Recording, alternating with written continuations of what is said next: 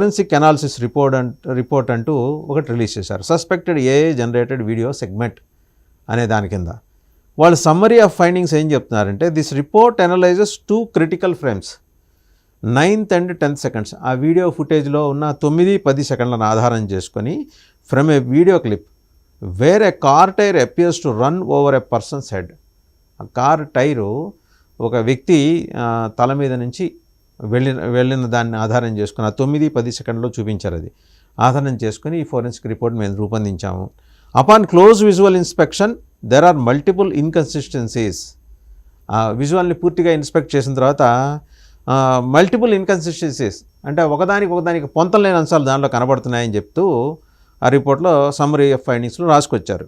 Both technical and physical, సాంకేతికంగా కానీ లేదా విడిగా చూసినా కానీ ఎక్కడైతే చూసినా కానీ ఇన్కన్సిస్టెన్సీ అనేది ఎస్టాబ్లిష్ అవుతూ వచ్చిందని చెప్పేసి రాశారు. అలాగే that strategy strongly suggest the content is either AI generated or digitally manipulated.